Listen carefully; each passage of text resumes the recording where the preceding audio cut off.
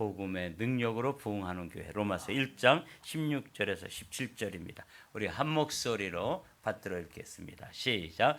내가 복음을 부끄러워하지 아니하노니 이 복음은 모든 믿는 자에게 구원을 주시는 하나님의 능력이 됨이라. 먼저는 유대인에게요 그리고 헬라인에게로다. 복음에는 하나님의 의가 나타나서 믿음으로 믿음에 이르게 하나니 기록된 바 오직 의인은 믿음으로 말미암아 살리라 함과 같으니라. 아멘. 이 시간 우리 김창현 목사님 나오셔서 복음의 능력으로 부흥되는 교회. 우리 교회가 제일 많이 이야기하는 게 꼭 잠깐 서 계십시오. 너무 일찍 등장하시면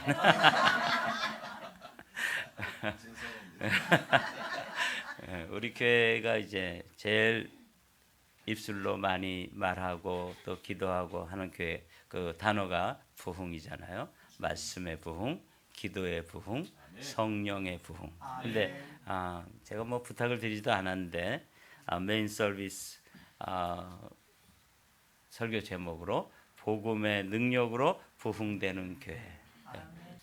자, 우리 김창현 목사님 나오셔서 오늘 함께 풍성한 은혜를 나눠 주실 텐데 우리 할렐루야로 함께 하나님께 영광 돌리겠습니다. 할렐루야. 할렐루야. 아멘. 날마다 꿈만 같은 좋은 일어난 삶이 되시기를 축복합니다. 아멘. 제게 와서 사랑을 너무 많이 받았습니다. 제가 와서 기도하고 그 사랑을 받으면서 이분들의 이러한 모험심과 믿음의 그런 역사를 경험하는 것이 무엇일까? 성경에 보니까 여러분 다 아브라함이더라고요. 본토 친척 아비집을 떠나서 본토 친척 아비집을 떠나서 내가 내게 지시할 땅으로 가라. 여러분 아멘 하시고 오셨잖아요. 그런데 아브라함은요 갈 바를 알지 못했다는 거예요. 야, 그럼 어떻게 그 갈대아 오르는 것부터 이스라엘 땅까지 어떻게 왔을까? 저는 이렇게 생각을 합니다. 아마도 매일 하는 게 물었을 거예요. 자기 마음대로가 아니라 어디로 갈까요? 동쪽으로 가라? 어디로 갈까요? 서쪽으로 가라? 이렇게 하나님께서 매일 지시하시는 대로 가다 보니까는 가나안 땅이라는 거죠. 그 가나안 땅은 젖과 꿀이 흐르는 땅이고, 그리고 그 땅에 정착하면서 아브라함을 통해서 새로운 민족을 이루어서 하나님이 다스리고 보호하시고 복 주시는 민족이 어떠한 것인가를 그 민족을 통해서 세상 사람들에게 보여줘 가지고 너희들도 하나님을 믿으면은 이런 복을 받는다. 그리고 천국 간다. 이런 것을 모형적으로 보여주신 것이 바로 아브라함으로 시작한 족장 시대로부터 지금까지 내려온다고 한다면 오늘 이 시대에 저와 여러분은 정말 하나님께 뽑힌 사람입니다. 근데 저는 아직 한국에 머물러 있어요. 그런데 여러분들은 가라 하니까는 오셨어요 일로. 야, 모험심이 대단하시고 그리고 또 믿음이 대단하시고 좀 갈 바를 알지 못하잖아요. 어떤 분들은 다른 곳에 있다가 또 이곳으로 오셨대요. 그러니까 가만히 또 제가 생각해봤어요. 여기서 보니까는 야, LA라고 하는 곳이 한국에서 들어도 참 살기 좋은 곳이라고요. 특별히 관절 환자들이 여기 오면 다 낫는데요. 그런 얘기가 있어요. 그래서 노년에 LA에는 많은 분들이 오실 거라는 기대감을 가진데 진짜로 와 보니까는 그런 분들이 계시더라고요. 자, 그렇다고 한다면 이 시대에 그분들이 이곳에서 머무르는 여생을 보내시면서 천국을 가시도록 하는 그 일을 누가 맡아서 할 것인가? 어느 교회가 맡아서 할 것인가? 빨리 대답해 나면 한마음. 그렇죠. 할렐루야. 그렇죠. 누가 맡아서 할 것인가? 내가 그래야 되죠. 그렇죠. 그렇죠. 저는 안 되고 여러분이죠. 그래서 한마음 교회가 영적으로 보니까 아주 대단히 큰 교회입니다. 할렐루야. 뭐 여기 장소가 협소하다 그래서 작다고 생각하지 마세요. 제가 와서 영적으로 보니까 이번 부흥회에 저도 말씀 전하면서 은혜 받았지만 여러분을 통해서 보니까 하나님이 왜 나같이 무명의 목사를 이곳에 보내셨을까 이렇게 생각해 보니까는 이미 준비가 되신 분들에게 불만 조금 비치기만 하면은 또 이렇게 하면은 불이 확 일어나듯이 아멘. 특별히 한마음교회가 이번에 복음으로 그 복음의 능력으로 첫째는 내가 변화되어야 되잖아요. 내가 복음의 사람이 되어야 되잖아요. 저는 이용도 목사를 생각하면서 이런 생각을 합니다. 그분은 자다가도 예수, 잠꼬 대도 예수, 그냥 모든 게 예수예요. 밥을 먹어도 예수, 길을 걸어가도 예수, 잠을 잘 때도 예수, 잠꼬 대도 예수, 그냥 다 예수예요. 오늘 이 시대에 우리가 누구를 자랑하고 무엇을 자랑할까요? 예수님만 자랑하고 복음을 우리가 자랑하는 것이 우리의 삶 속에서 생활 속에서 일어나야 되는데 어떤 사람은 복음이 부끄러운가 봐요. 제가 직장 선교를 40여 년 합니다. 그 40년 하는 동안 직장에 다니는 크리스찬 중에서 보통 우리가 한국에서는 한 25%가 뭐 기독교인이다. 그렇게 비율로 따진다면 100명 중에 25명은 기독교인이다. 그럼 어느 회사를 들어가도 적어도 100명 중에 20명 정도는 기독교인 하는데 기독교인이라고 내세우는 사람은 그 중에서도 얼마 안 돼요. 그러니까 20명이 다 예수를 믿는다고 한다면 그 중에서 한 3분의 1 정도는 내가 예수를 믿는다. 나머지는 안 믿는 척하는 거예요. 왜 저들이 그럴까? 당당해야 되잖아요. 왜냐하면 내 안에 예수님의 생명이 계시잖아요. 내가 예수님 때문에 구원받았잖아요. 죄에서 자양을 받고 사망의 사형 받고 율법 사형 받고 천국 시민이 되고 하나님 자녀가 됐는데 왜 우리가 세상 속에서는 뭐 쪼그라드는 삶을 사느냐 그거죠. 당당해야 되는데. 그래서 저는 담대히 얘기합니다. 예수 믿는 사람이라고 내가 선언을 해야 돼요. 전 누가 만날 때도 제일 먼저 저 예수 믿는 사람이고 목사입니다. 그렇게 얘기합니다. 그리고 복음을 전하는 거예요. 근데 사람들은 부끄러운 거예요. 이제 가만히 보니까 왜 그러냐 했더니 직장 생활하다가 예수 믿는다고 하면은 어떤 일이 있느냐? 술 먹으러 가는 때가 있잖아요. 또 뭐 이렇게 여러 가지 뭐 1차, 2차, 3차 가는 데 있지 않습니까? 그러다 참여하다 보면은 예수 믿는다고 하면은 거기서 소외되는 것 같고 또 자기의 어떤 직급이나 또는 직위에서 조금 이렇게 승진해야 되는데 그것도 안 되는 것 같은 착각을 하고 있는데 그게 아니더라고요. 저도 사실 처음에 예수 믿고 직장 생활할 때는 뭐 예수 믿는다고 했지만은 술 먹는 자리 가면 제일 불편하더라고요. 그래서 이제 받기는 받아가지고 이제 뭐 쏟아내고 어떤 데는 어쩔 수 없어서 마시는 경우도 있지만은 제가 한번 회개하는 기회가 생겼어요. 제가 원주에서 직장 생활하면서 교회를 다니는데 그 교회에 군인이 하나 있습니다. 원주는 군인이 많이 있기 때문에 군인들은 특별히 그 부인들이 신앙이 좋아요. 왜 좋으냐면요. 진급 때가 되면요. 뭐 누가 기도하자 말래도요. 와서 처리하고 기도해요. 근데 그 중에서 ROTC 출신의 그 군인인데 그 부인이 열심히 기도를 해요. 그 남편도 열심히 기도하고 가만히 보면 진급대가 된 거예요. 그래서 저는 이제 같은 평신도니까 같이 기도를 하고 있는데 그분이 이런 간증을 하는 거예요. 대위에서 소령 진급하는 게 굉장히 어렵죠. 중령에서 대령으로 진급은 더 어렵죠, 그렇죠? 예. 보통 이제 중령으로 제대하는 사람이 많고 대령은 뭐 진급하는 많지 않은데 원주에는 1군 사령부가 있고 또 1군 군수지원 사령부가 있어요. 우리 집이 바로 군수지원부 사령부 앞에다 아주 좋게 지었는데 그 근처에 다니는 그 모든 우리 교인들 중에 많은 분들이 군인이에요. 근데 일군 군수지원사령부의 완스타가 사령관인데 거기 이제 진급이 돼서 투스타가 돼가지고 육군 본부로 가게 됐어요. 그러니까 영광급들을 다 이제 모아가지고 송별을 하는 거예요. 근데 거기는 죄송합니다만 군목도 있었어요.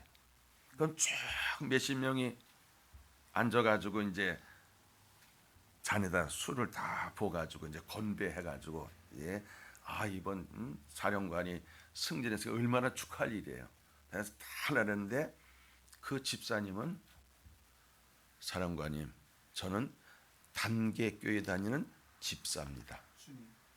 저는 이 술잔을 받을 수 없습니다. 마침 그때가 어느 때냐면 진급하기 위해서 5배수 추천이 된 때예요.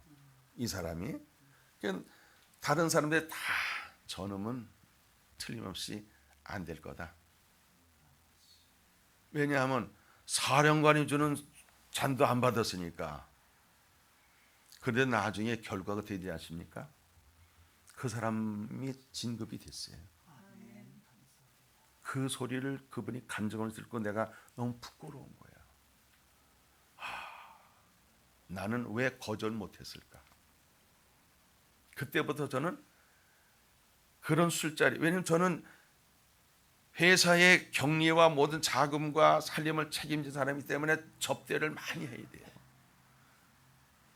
고소 같은 것도 하게 되면 이루어져야 돼요. 잠깐 점심 식사를 갔다가 밤 나온 사이에 고소하게 되면요, 그때가 바로 뇌물을 주는 게예요. 그래서 이뤄주는 거예요. 그냥 주면 뇌물이지만 이뤄주는 거예요. 여러분 고스톱 모르는 분들은 제가 잠깐 얘기할게요. 뭐 광 같은 게 있습니다. 그럼 광 같은 건 그냥 내면은 그냥 이상하잖아요. 그럼 그렇게 하지 않고 내가 뭘 내면 저 사람이 가져갈 수 있는 거를 다 패를 생각하는 거예요.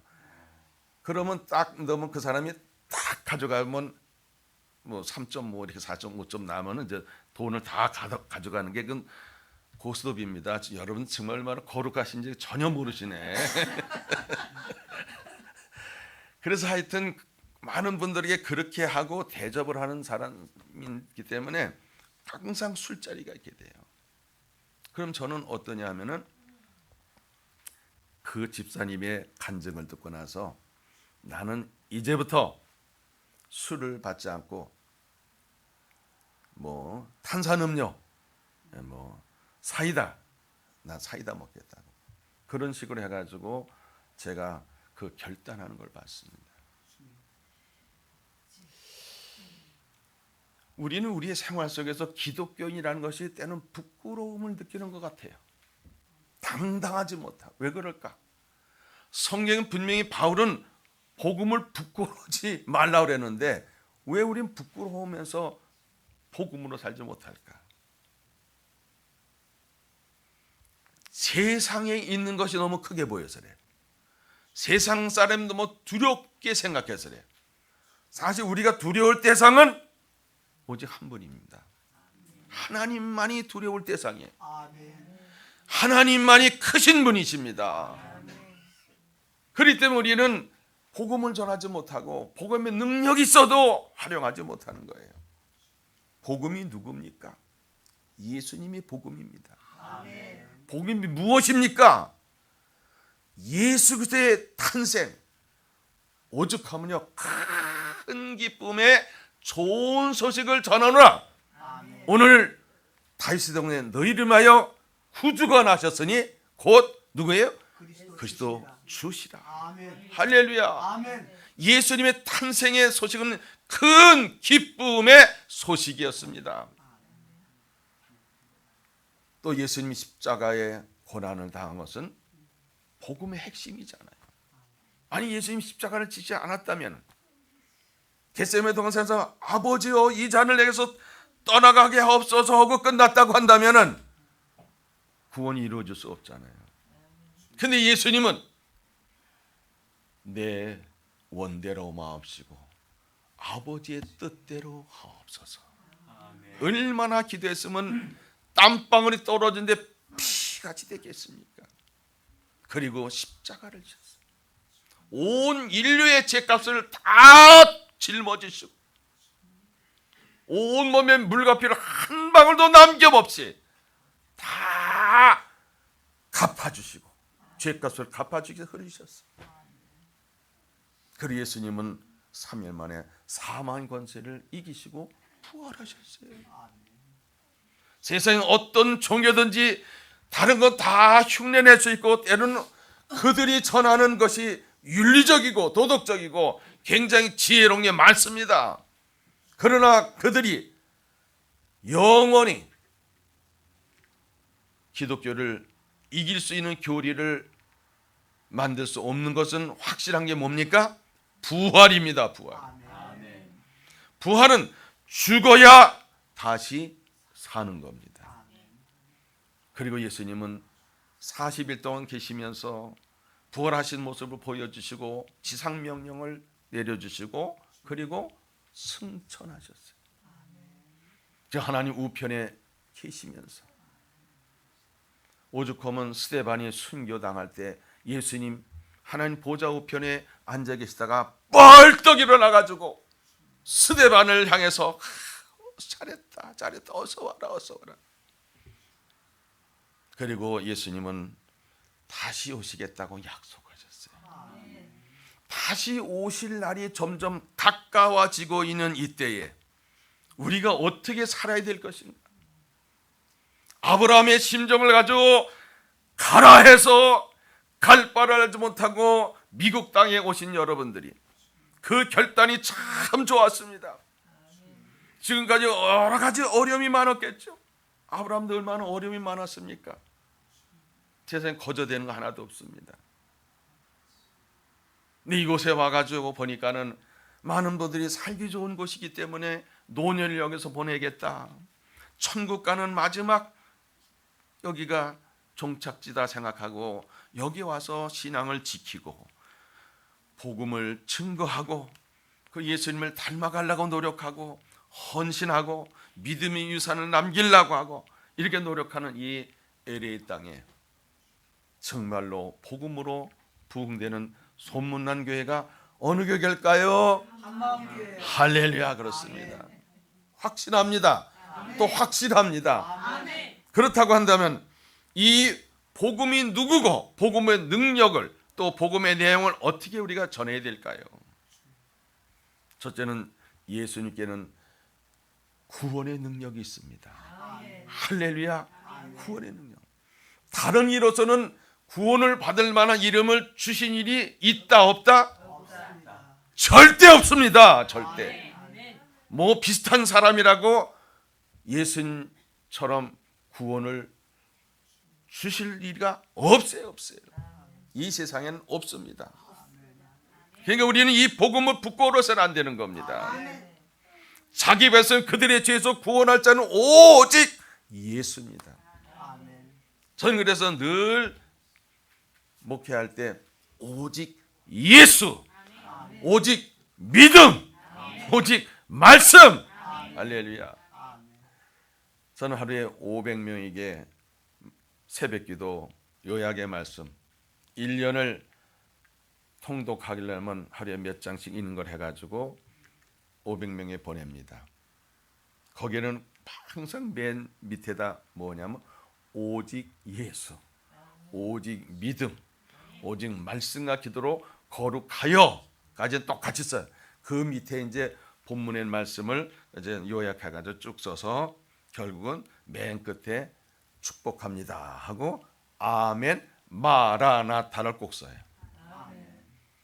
우리의 생명이 언제 끝날지 모르잖아요. 그러나 우리는 반드시 누구 앞에 서느냐?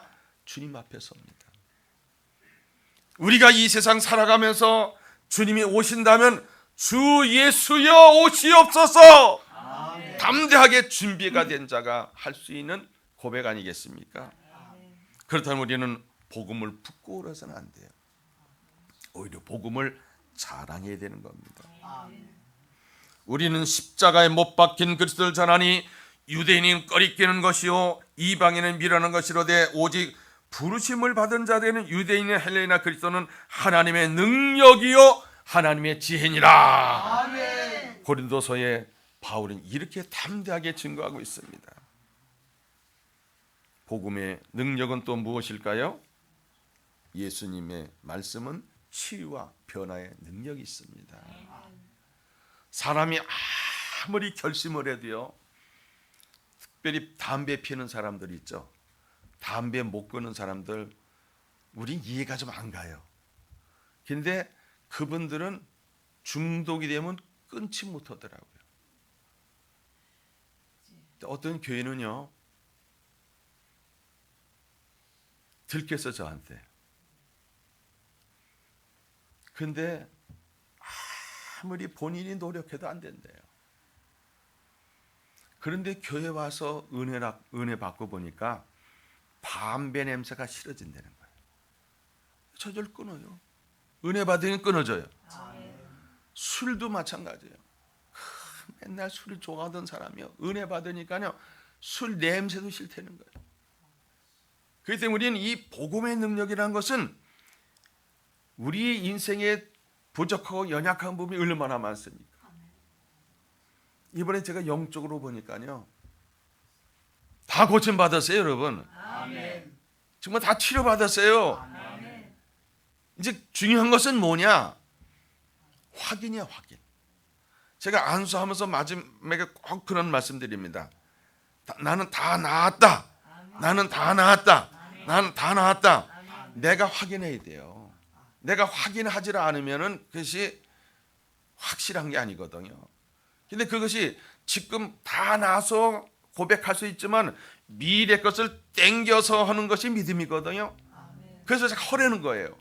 선포기도의 능력이 왜 그러냐? 아무것도 아닌 것 같지만 거기에는 예수의 이름이 있는 것이고 말씀이 있는 것이고 거기에 능력이 있는 것이거든요. 치유 역사 나타나는 거예요. 사람으로 말하면 무슨 뭐 잘생긴 사람이든지 뭐 돈 많은 사람 이런 사람이 와가지고 하면 더 능력 있는 것이 아닙니다. 오직 예수님의 말씀, 하나님의 말씀이 치유와 변화의 능력이 있다는 거죠. 예수님께서 뭐라 그랬습니까? 마귀에게 3번 시험 들을 때 첫 번째는 사람이 떡으로만 사는 것이 아니라 하나님 입에서 나오는 말씀으로 사느니라. 아멘. 이제 그렇습니다. 하나님 말씀은 살아있고 활력이 있어서 좌의 날선 어떤 검보다도 예리하여 혼과 영과 및 관절과 곳을 찔러 쪼개기까지 하며 또 마음의 생각과 뜻을 감찰하시나니, 즉 판단한다. 이야, 여러분 설교를 들을 때요 자세가 어떻게 되냐? 은혜 받는 자세는 뭐냐면요, 우린 다 죄인이잖아요, 그렇죠? 의인이라고 앉아 있는 사람은 안 됩니다. 다만 죄를 졌지만 예수님의 보혈로 용서받은 죄인이잖아요, 그렇죠? 그러니까는 의인으로 인정받는 건 내가 의인입니다 할 수는 없어요. 그러니까 우리는 항상 하나님 앞에 죄인입니다 하고 앉아 있는데, 어떤 설교가 가장 좋은 설교일까요? 기쁘고 즐겁고 웃고 깔깔대고 웃고 그냥 배꼽 잡고 웃고 그러는 것보다도 하나님의 말씀이 나를 찔러야 돼요. 죄인인 것을 깨닫게. 내가 죄인이로구나. 죄인이라고 깨닫게 하는 설교가 최고예요. 그럼 깨달으면 어떤 일이 일어납니까? 회개하게 되죠. 회개하게 되면 변화되는 거죠. 죄인이 의인이 되는 거잖아요. 그렇기 때문에 설교를 듣는 자세가 뭐냐? 그 말씀이 선포될 때 그 말씀이 바로 나를 예리하게 찌르고 수술하는 칼이 된다는 거예요. 그래서 내가 죄인이로구나. 그때 내가 용서해야 되는데 용서 못했구나. 그때는 참아야 했는데 참지 못했구나. 결국 내 망신이 아니라 하나님 망신이셨구나. 죄인이다. 지상명령을 받았는데도 내가 하지 못했다면 뻔뻔히 앉아있는 것이 아니라 주여, 내가 사명을 감당하지도 못하고 이것을 왔는데 나를 이게 용납해 주시고 사랑해 용서해 주시고 복을 주시고 몸둘 바를 모르는. 그래서 변화가 일어나야 돼요. 올 때는 무거운 짐을 지고 왔지만 수고하고 무거운 짐진 자들아 다 내게로 내가 너희를 쉬게 하리라 말씀하시고 아멘고 다 하는데 갈 땐 또 주섬주섬 짊어지고 또 하고 있는 우리의 모습이라면 안 된다는 거죠. 올 때는 힘들고 때로는 어렵고 그런 발걸음에 탈지라도 갈 때는 룰루랄라 할렐루야 하면서 할렐루야 아멘. 가는 발걸음에 돼야 된다. 아멘. 그게 복음의 능력으로 변화되는 겁니다. 아멘. 그래서 우리는 김육두 목사 같은 사람은 깡패가 목사가 돼서 귀한 사역 감당하지 않습니까? 그러니까 우리는 생활 속에서 변화가 일어나는 것을 남들이 보고 야, 저 사람 변했다. 이러려면 우리는 어떤 삶을 살아야 되느냐? 말씀이 나의 모든 심령이 있는 것을 다 치유하도록 하고 내 안에 예수가 계시도록 하고 예수께서 나를 통해서 나타내는 증거가 바로 능력이 된다는 것을 믿으시기 바랍니다. 또 십자가의 도는 죄상과 부활의 능력이 있습니다. 고린도서 1장 18절에 보니까 십자가의 도가 멸망한 자들에게는 미련한 것이요 구원을 받는 우리에게는 하나님의 능력이 돼요. 그렇죠. 그래서 바울은 십자가만을 자랑한다 했잖아요. 자기도 자랑할 것이 얼마나 많아요. 그는 로마의 시민권을 가졌잖아요. 그는 가말리엘 문화생이잖아요. 또 왕족이잖아요. 세상에선 내놓을 것이 얼마나 많았습니까?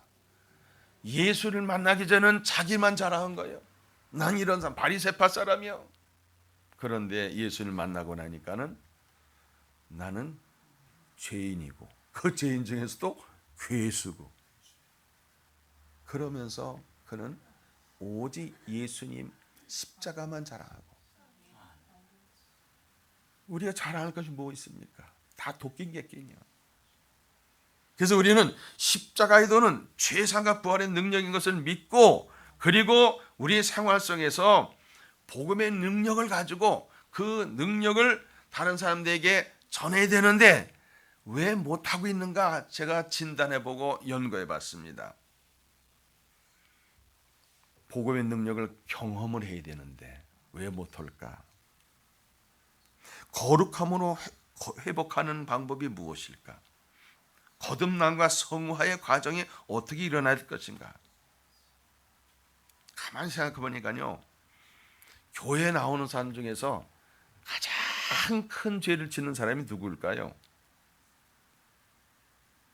이 세상에서 가장 큰 죄를 짓다면 집단적으로 누굴 죽인 사람일까? 히틀러 같은 사람일까요?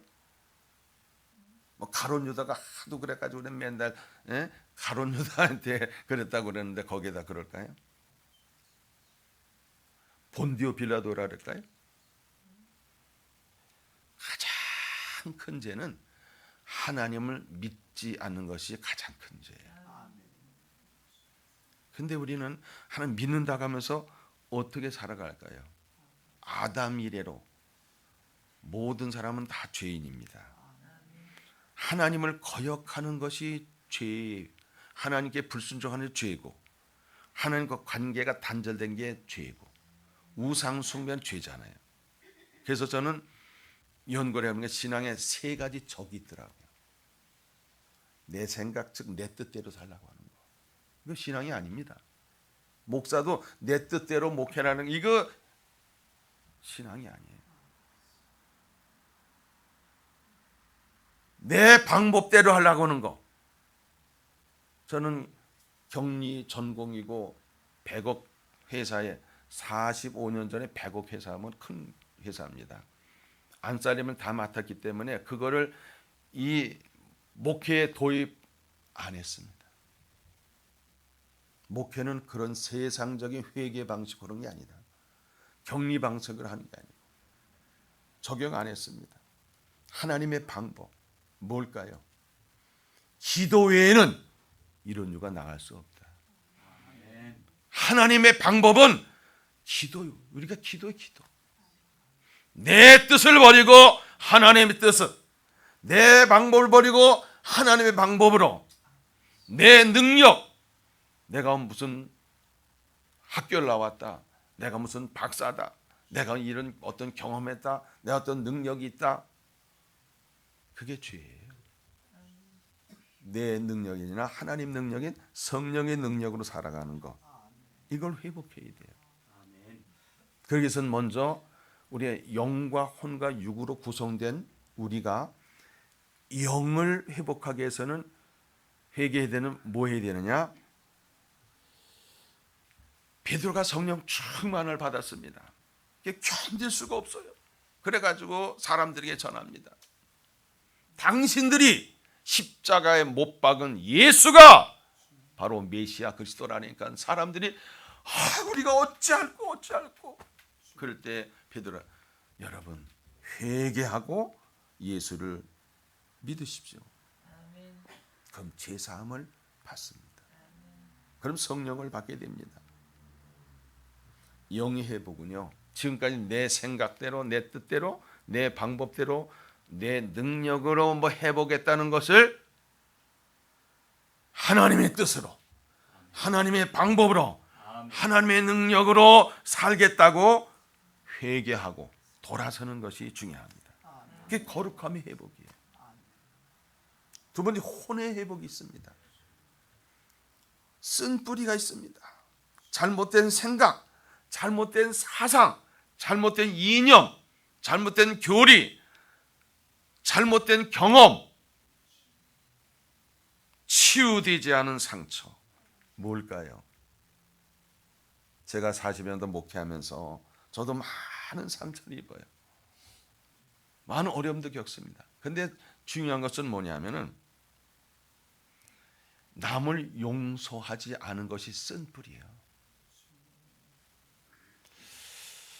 저는요, 이제 감옥을 갈 수밖에 없는 상황에 벌어졌어요. 이건 내 힘으로도 안 돼요. 가짜 서류를 해가지고, 그래서 상대방이 소송을 해가지고 어쩔 수 없어요. 한국에는 부동산 실명제라는 게 있어요. 부동산 실명제는 뭐냐면은 목사 이름으로 땅을 사고 목사 이름으로 교회를 짓고, 그래서 그것을 빚을 다 갚아가지고는 교단에다가 편입하는 건데, 나는 그것을 부도는 교회에서 교단에 편입한 죄 때문에 제가 1년 6개월 실형 선고를 받은 거예요. 그리고 가짜 서류로 했는데도 불구하고 제가 1년 6개월 실형 선고를 받았어요. 고등법원 가서 무죄가 됐어요. 대법원 가서 파기환송이 됐어요. 다시 재판하게 됐어요. 얼마나 억울합니까? 그런데요, 도저히 방법이 없어요. 부동산 실명제 때문에 저는 어쩔 수 없이 그 교회 재산을 다 건축업자 소송한 사람이 줄 수밖에 없었어요. 그래도 하나님 말씀은 용서하라 그러니까 용서하고, 그런데 어느 날 3일 앞두고 일주일 동안 금식하고 있는데 거지가 찾아왔어요. 목사님 왜 그러세요? 하고 제가 돌아보니까는 5천 원만 주세요 그러는 거예요. 5천 원 없는데 혹시 식사를 안 했으면 내가 라면을 끓여주겠다. 아니에요. 밥은 먹을 수 있는데 찜질방에 가서 잠을 자야 되니까 그 당시에 5천 원이래요. 근데 목사님 뭔가 문제가 있는 것 같은데 얘기해 보세요. 아니 거지가 와가지고 나한테 상담사가 되게 되는 거예요. 그래서 뭐 목사가 지금 일이 있으면 금식하는 거지 왜 자꾸 꼬치꼬치 묻냐고, 뭐 당신이 뭐 상담 가냐고 이제 그런 마음을 가지고 보는데, 목사님 제가요 감옥에서 1년 6개월 살다가 나왔습니다. 퍼뜩 이분이 내 선배님이로구나. 근데 3일이면 내가 1년 6개월 살다더라 선배님이 오셨네. 그런데 제가 감옥에서 성경을 5번 통독했습니다. 5번을 통독하는 거 벌써 내가 그러면서 혹시 예수님이 거지의 모습 보신 건 아닌가 이렇게 생각을 하고 앉으시라고 그래가지고 내가 그 옆에서 얘기를 하는 거야. 내가 이렇고 저렇고 그래가지고 이제 3일에 감옥에 갈 수밖에 없는데, 교인들이 상처받지 않고 이제 우리 둘째가 이제 담임으로 이제 오기로 다 돼 있고 이런 식으로 해가지고 준비하는 마음으로 있는데 느닷없이 그러더라고요. 목사님 용서했습니까? 아 용서했죠. 오늘 새벽에도 내가 용서하고 축복 기도했습니다. 그랬더니 목사님 제가 지금 목사님한테 5분 정도 들어보니까 용서 안 했대.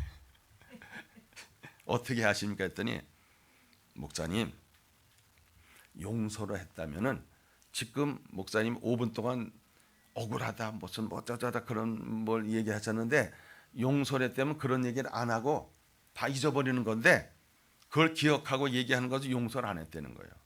그럼 내가 이제는 그분에게 그럼 어떻게 용서하는 겁니까? 용서의 비법을 알아달라고 그 의자한테 내가 묻는 겁니다. 근데 어떤 일이 있느냐면 그분이 그러는 거예요. 그때는 제가 이제 완전히 상담을 받으러 가는 피상담자가 되고 그분이 상담가 자리에서 목사님 예수님이 채찍에 맞으실 때에 억울하다 그랬습니까? 아니죠. 예수님이 채찍에 맞춰 우리의 모든 질병을 짊어지셨지요. 알긴 잘하네요. 예수님이 침뱉음을 나갈 때 왜 침뱉다 하고 대들었습니까? 아니죠. 예수님이 십자가에 달리실 때에 많은 사람들이 정죄하고 막 그럴 때에 아버지여 저들을 죽여주셔서 했습니까? 아니죠. 아버지여 저들을 사하여 주옵소서 저들이 하는 것을 모릅니다. 용서해 주셔서 그랬죠.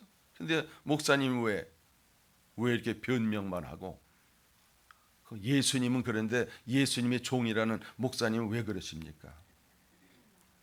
내가 한 가지 용서라는 정의를 내가 여러분 저에게 알려주겠다는 거야. 뭡니까? 말씀하십시오. 가해자가 피해자한테 가가지고 용서를 구하는 건 가물의 콩락이라는 거예요. 거의 가해자는 피해자한테 가서 용서해달라는 사람은 별로 없다는 거예요. 근데 진정한 용서는 뭔지 아십니까? 피해자가 가해자를에게 찾아가서 또 가해자를 만나서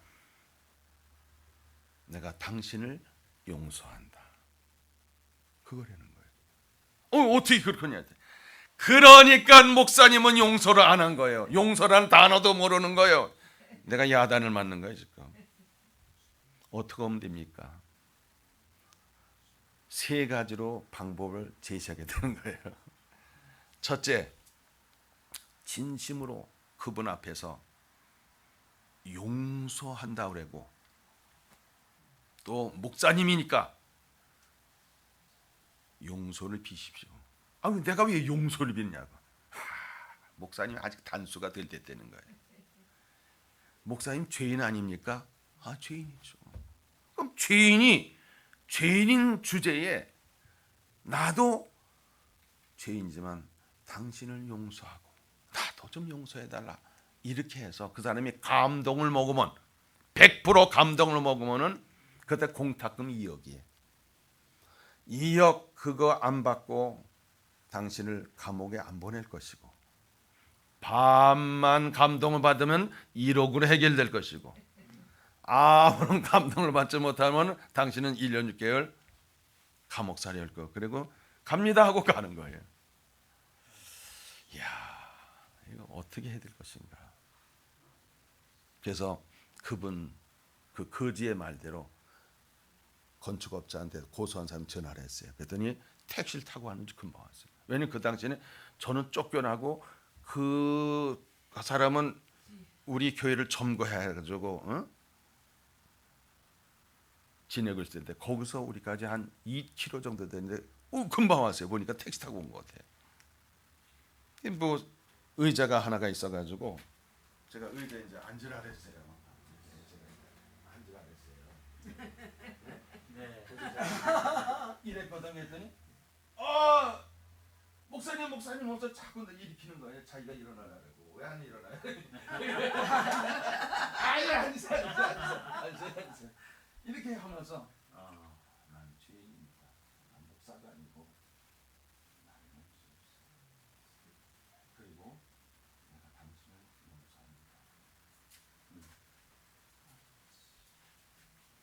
나서 그 문제가 해결되는데 100%로 했으면은 한 푼도 안 받고 할 텐데 반만 해서 1억에 합의를 해가지고 문제가 끝났어. 자, 그 생각을 제가 해봅니다. 용서하지 못한 것이 있다면, 내가 피해자예요. 평생 그것이 아내든 남편이든 선생님이든 제자든 아니면 목사든 사모든 성도든 우리 속엔 무엇인가 남의 피해를 받은 거 있는가도 피해 의식이 있는 것이 있습니다. 그 사람을 찾아가세요. 그 사람을 만나세요. 피해자인 내가 가해자한테 찾아가세요. 그것을 용서하지 않으면 우리 속에 이 혼 속에 쓴 뿌리가 있어가지고 마귀가 그것을 이용해가지고 원망하고 불평하고 미워하고 죄짓게 한다는 거예요.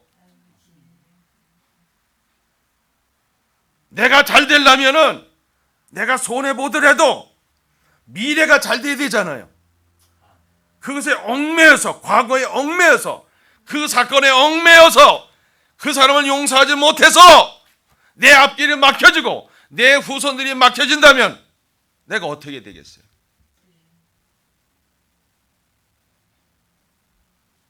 마음은 아프지만 예수님이 생각하는 거예요. 예수님 죄가 없으신데도 오히려 십자가에 억울하게 죽으시면서도 첫 마디가 아버지여 저들을 사하여 주옵소서. 저들은 저들이 하는 것을 알지 못함이니이다.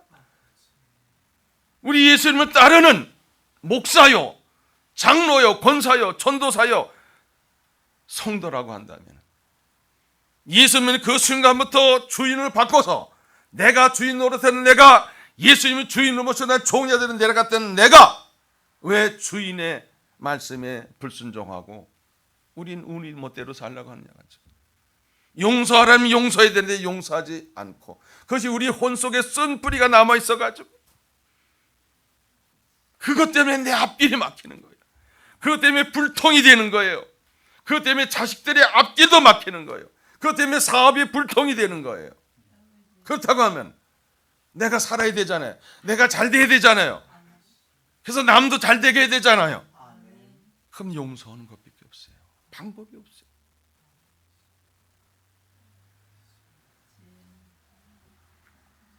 히브리서 12장 15절에 보면 너희는 하나님의 은혜에 이르지 못하는 자가 없도록 하고 또 쓴 뿌리가 나서 괴롭게 하여 많은 사람이 이런 말만 더럽게 되지 않게 하며 그랬어요. 그리고 육의 회복입니다. 우린 입만 열면 눈만 뜨면 무슨 전문가라 그랬어요? 죄 짓는 전문가예요. 육신의 정욕과 안목의 이생이잖아요. 이것이 바로 아담과 하와가 지은 죄잖아요. 그 DNA가 우리에게 있는 겁니다. 그래서 오직 흠없고 점없는 어린 양 같은 그리스도 위에 보배로운 피로 말미암아 우리가 죄사함을 받을 수 있기 때문에 우리가 육의 회복에 있어서는 이런 육신의 정욕과 행위로 지은 이런 모든 것을 하나님 앞에 회개하는 거예요. 영과 혼과 육을 회개해야만 우리는 복음의 능력을 받을 수가 있는 거예요. 우리 안에 더러운 것이 가득 차는데 예수님 들어오시겠어요? 성령님 들어오시겠습니까? 우리 안에 원망이 가득 차는데 우리 안에 그냥 그 원수 그걸 그렇게 생각하는데 사랑이 들어오겠습니까? 아니에요. 제가 그런 경험을 하고 많은 버림을 받고 정말 가장 낮은 자리로 짓밟히는 자리가 내려간서부터 느낀 것은 뭐냐? 더 이상 내려갈 데가 없을 때가 찬스입니다. 찬스. 할렐루야. 더 이상 내려갈 데가 없어요. 찬스예요. 그때는 이제 수직 상승하는 것만 남았습니다. 여러분 인생 지금 내려가고 있습니까? 아니면 바닥을 쳤습니까? 내려갈 때도 거기서 다시 딛고 올라서서는 방법은 복음의 능력을 받는 방법밖에 없어요. 영과 혼과 육의 회복이 있지 않고는 안 됩니다. 그래서 이 복음의 능력을 회복하기만 하면은 담대하게 예수를 증거하는 거예요. 나는 죽고 예수로 사는 겁니다. 이게 부활 신앙입니다. 그래서 땅끝까지 복음을 전하는 거예요. 땅끝이 어디입니까? 저는 처음에 땅끝이 예루살렘인 줄 알았어요. 그래서 우리 교인 중에서 청년을 보냈잖아요. 박수선 목사님 친구, 한 분은 경찰 학교에 다니고 한 분은 일도 안 하고 그냥 와서 봉사만 해서 어느 날 내가 당신 기도하다 보니까는 당신은 목사가 될 수 있는 사람인데 왜 그랬더니 아닙니다. 저는요 평시도 선교사로 작정하고 지금 OM 선급에서 뭐 하고 있기 때문에 목사 안 됩니다. 아니야. 신학교 가랬더니 결국 나중에 신학교 가고 그 신학교 가기 전에 우리가 이스라엘 파송했죠. 물론 거기도 땅끝인데 땅끝이 어디냐? 지금 내가 서 있는 자리 여기가 땅끝이에요. 내가 직장에서 거기가 땅끝이에요. 내가 있는 그 자리가 땅끝이에요. 여기서 복음을 전하는 거예요. 누굴 전하는 거예요? 예수 전하는 거예요. 한마음 교회가 LA에서 정말 부흥되는 교회로 소문나고 전도하는 교회로 소문나고 생명을 살리는 교회로 소문나고 죽은 자가 살아나고 병든 자가 치유받고 가난한 자가 부유하게 되고 이런 놀라운 꿈만 같은 일이 일어나기 위해서는 내 혼과 영과 육에 있는 것을 회개하고 청소하고 그리고 복음을 받아들이고 복음의 능력을 가지고 살아갈 때에 그 힘과 능력을 가지고 순교의 자리까지 가는 거예요. 기독교 2000년 역사에서 순교의 역사잖아요. 죽으면 죽으리라 하는 마음을 가지고 여러분들이 살아갈 때에 한마음 교회는 다른 것으로는 부흥될 수가 없어요. 돈을 가지고 부흥되는 게 아닙니다. 사람이 많다고 부흥되는 게 아닙니다. 복음의 능력으로만이 부흥돼야만 온전한 교회가 될 줄 믿습니다.